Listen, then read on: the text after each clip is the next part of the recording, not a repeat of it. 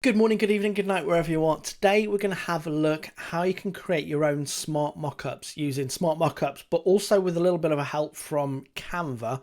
So let's dive into Smart Mockups and check these out. So when you come to Smart Mockups, you'll see the home page like this. You've got custom up here. You can come to all your mockups. But let's say you've got a particular product that you're putting a design on and it doesn't quite match the product that you can find either in Smart Mockups or on Canva, and you want to create your own version to show your customers exactly what it's going to be like. Now you could go through and you could put your designs on multiple mugs and take product photography that way, but what you can also do is if you take a blank one, you can then post and put your blank or your designs on that blank Smart Mockup. And that's the idea behind this, is you can create your own smart mockups really easily. So we're going to come over to custom, and you can see here I've been playing about with this a little bit on kind of like water bottles with different options, and also a journal in one of the screens here. What we're going to do is I'm going to show you how to do this from scratch. So you come over and you click on create a new mockup, and you're going to want to drag in your image here. So I'm just going to drag that in here, and now you're presented with this kind of like blue area, and that right now is exactly where it would, you go through and export it.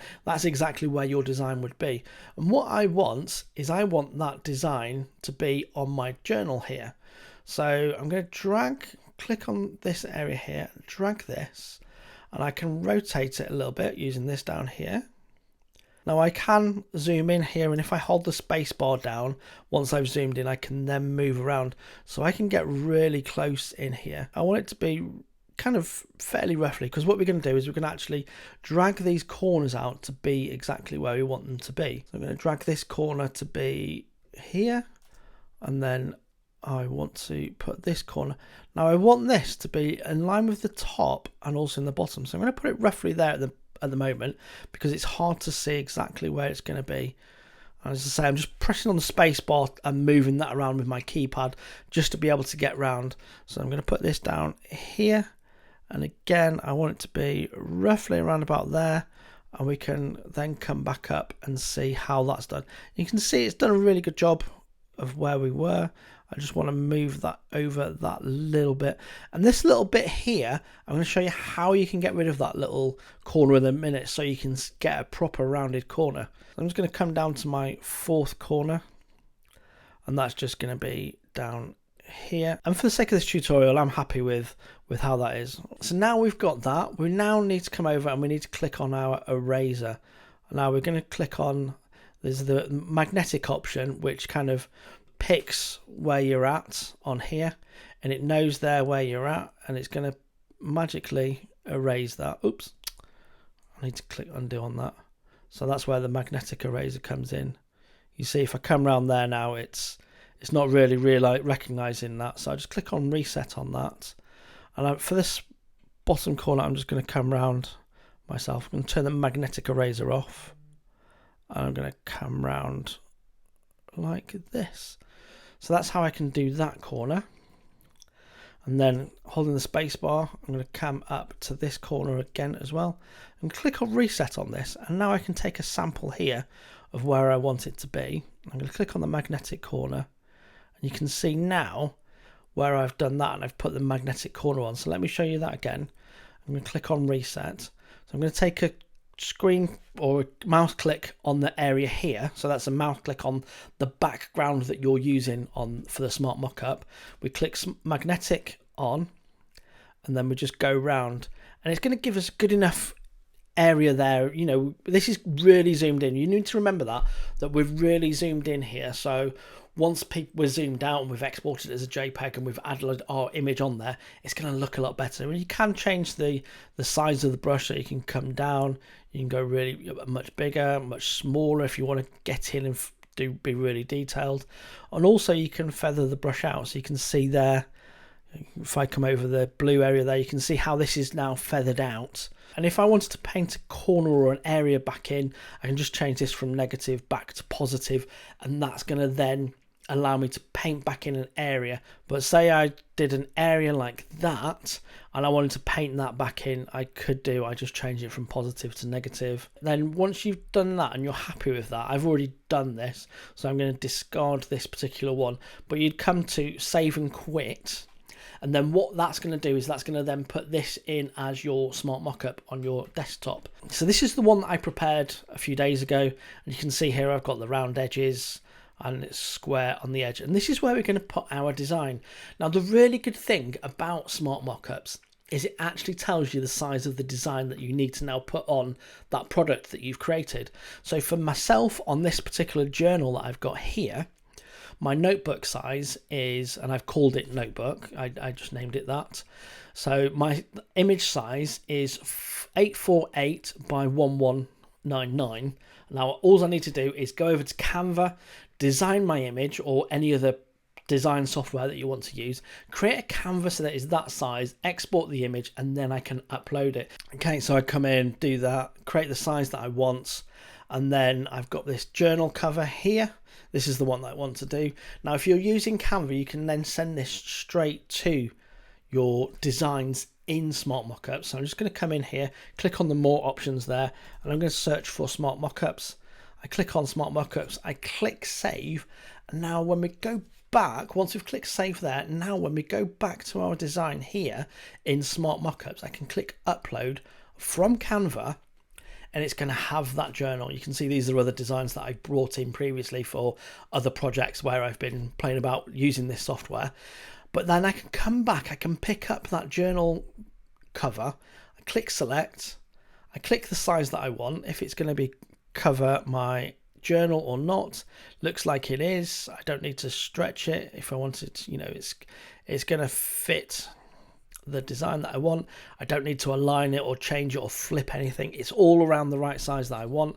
I click crop and continue, and there you go. That's put that on. There are a couple of other more advanced features that I want to show you on this. So let me come back to custom mockups. Now, as you see here, I've also done this on a computer screen, and that was doing exactly the same as I did with the notebook, only I changed the corners to the areas within the actual screen. So we're going to come back to custom mockups, and the other one that I did was this bottle. I just got my trusty water bottle here, and I wanted to see what it was like trying to put a design on something that was more kind of like curved and things like that.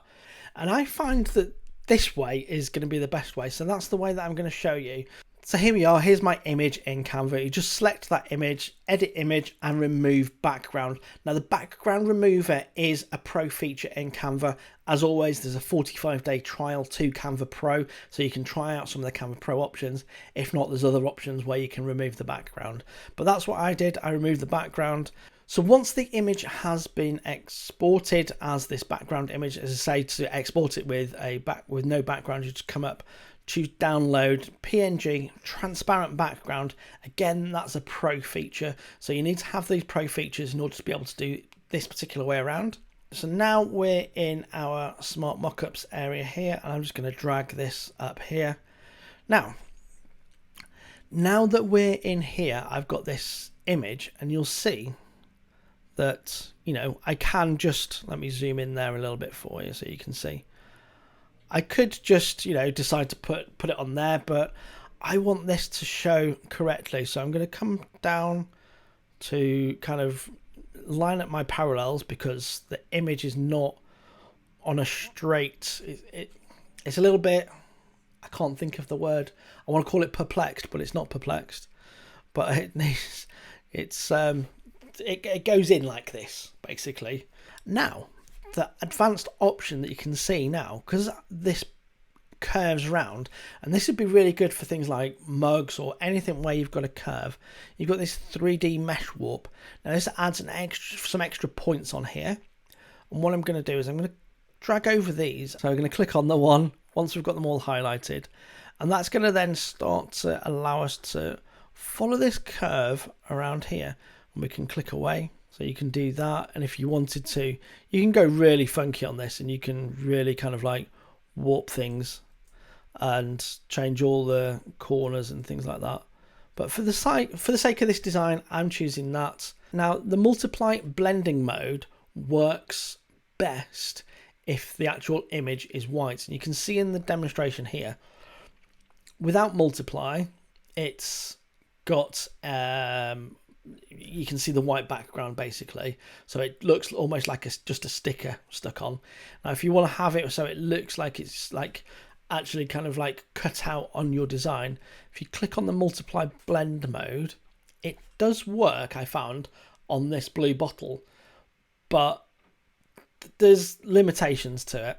I can click on the eraser, so you can come in and you can do all the eraser bits that you needed to that I showed you beforehand.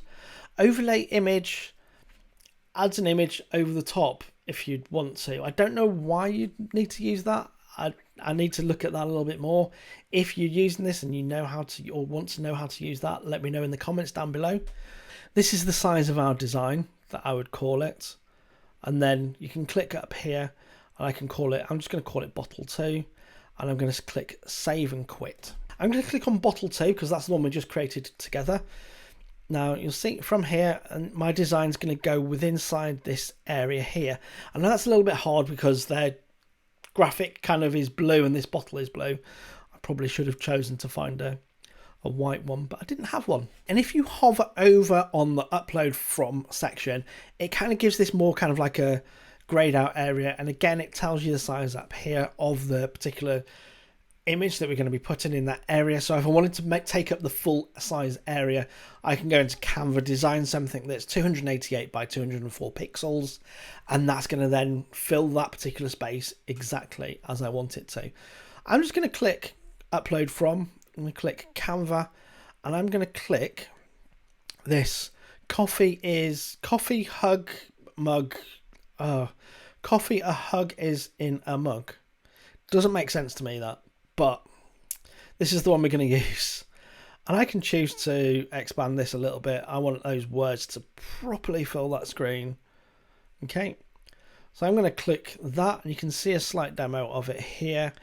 Unfortunately, it's a little bit, this image is a little bit tall. It kind of cuts it off a little bit there. But I'm going to click crop and continue. Again, you can use all the alignments, rotates, flip if you need to. Click crop and continue, and that's going to then show my design off on this particular water bottle. So there you go, that's what it comes through, that's what it looks like. And you've then got your normal options where you can choose to add your branding, add a background on there if you wanted to, choose no background. You can choose a particular color of a background, so if I wanted to put this on one of my branded color elements, I could do. So if you've got your brand colors, you can put that just as a plain background. You can come to crop, as always, create new presets if you wanted to. I created this IG portrait where a couple of weeks ago I looked at how you can create that. If you've not checked out that video, I'll put a link up here like so. And then you just click save, download. As I say, I went through all that last week. Videos up here. Thank you very much for following me. If you've got any questions on how to use Smartmockups either on the Smartmockups website or in Canva, let me know down in the comments below. I'm happy to help you with all your Smartmockups questions or any other Canva questions you've got. All the social media links down below, all the usual links to other videos. Until next time, thank you very much and bye for now.